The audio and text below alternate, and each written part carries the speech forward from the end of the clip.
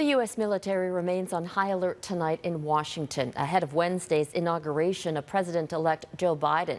Within hours of being sworn in, Biden intends to reverse some of Donald Trump's most controversial policies.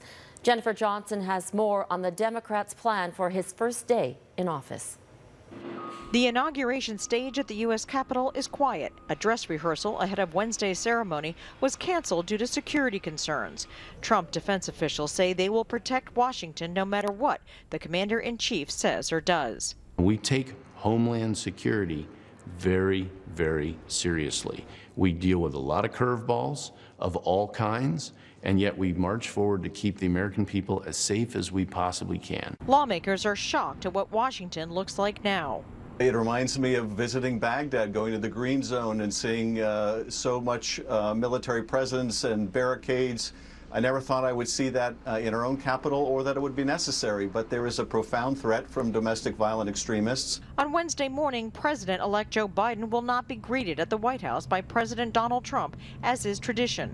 Good afternoon, folks. Biden is already laying out his first 100 days in office, facing an economic crisis, heightened race relations, and a pandemic that has claimed 400,000 American lives.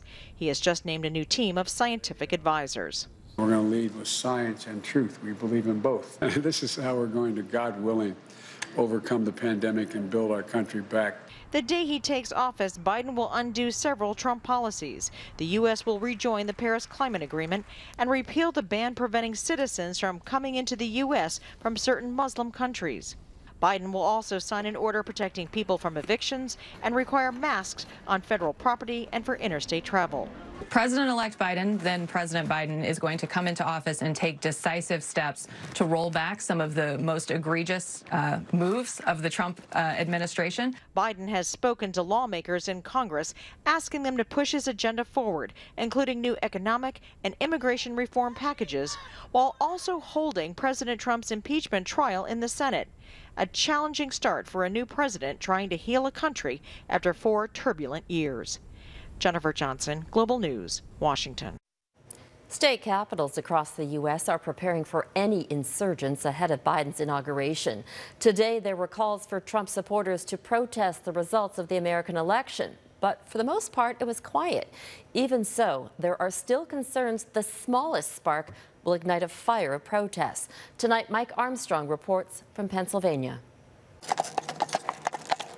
It was a very visible show of force. Police officers and National Guard stationed on every side of the Pennsylvania Capitol complex. As it turned out, few protesters turned up. My free speech has been shut down. There was one local man arguing the election was stolen from Donald Trump, and just meters away, 3 anti-Trump protesters. I feel safe. Yeah, I was wondering on the way down how safe this would be. Most state capitals were quiet. For days, authorities have been saying protesters would be out. That may have kept people away. We come in peace. In Lansing, the capital of Michigan, there was a small protest. Organizers say it had been planned for weeks. The siege on the U.S. Capitol, January 6th, they say, wasn't the reason they were out. It's the reason they considered canceling. 6 changed everything for us.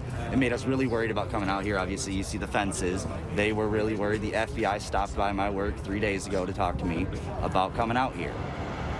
Now, the FBI had warned all 50 states that extremist groups could be planning protests. As a result, in some states, people who applied for protest permits were denied. That may be one reason so few showed up. Another may be all the arrests since the Capitol riot.